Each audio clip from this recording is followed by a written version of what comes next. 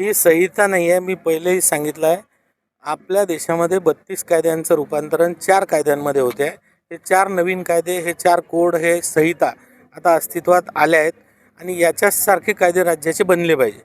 पण यासोबत हे कायदे बनत असताना बऱ्याच गोष्टी अशा आहेत की ज्या जागतिक दर्जावर आपण पाहतो की बऱ्याच देशांमध्ये या पद्धतीनं काम होते.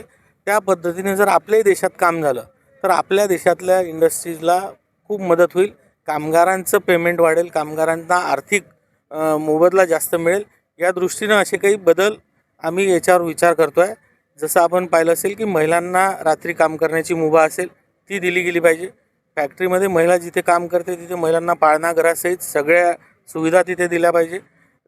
महिलांना घरी नेण्या आणण्याची व्यवस्था केली पाहिजे. रात्रपाळीत महिलांना सपोर्ट म्हणून तिथे कोणीतरी असलं पाहिजे.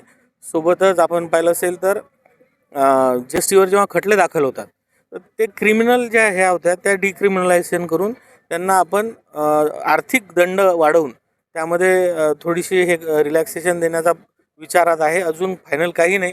आणि याचसोबत आपण जो काम करण्याच्या वेळेचा मुद्दा मांडला तर ही फ्लेक्झिबिलिटी आहे. आपण काम करण्याच्या तासामध्ये लवचिकता आणणार आहे.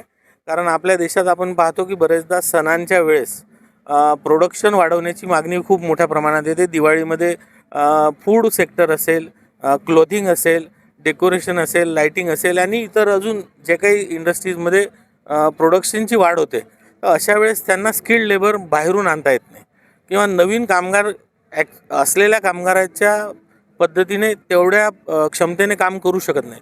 म्हणून आहे त्या कामगाराला त्याचं मत घेऊन, त्याची कन्सेंट घेऊन हे कामाच्या तासामध्ये वाढ करता येणार आहे. हे 12 तास असणार आहे असं नाही. कोणी 10 तास करेल, कोणी 11 करेल, कोणी 9.5 करेल.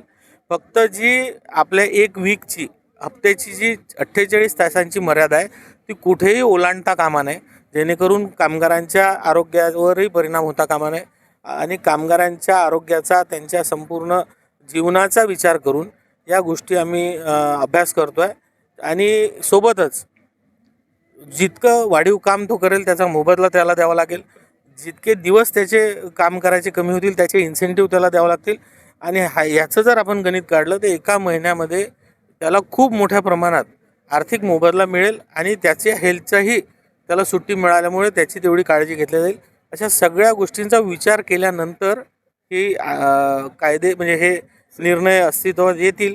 त्याचा सध्या अभ्यास चालला आहे आणि या अभ्यासाअंती याच्यावर आम्ही निर्णय करू.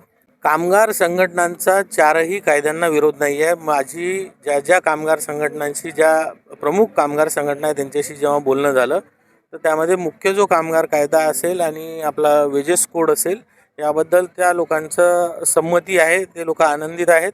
पण इतर 2 कायद्यांमध्ये सुद्धा त्यांचा पूर्ण विरोध नसून त्यातल्या काही प्रोव्हिजन्सवर त्यांचा आक्षेप आहे. तर निश्चित या आक्षेपांवर केंद्र सरकार लवकरात लवकर तोडगा काढेल आणि त्यात आम्ही मार्ग काढू.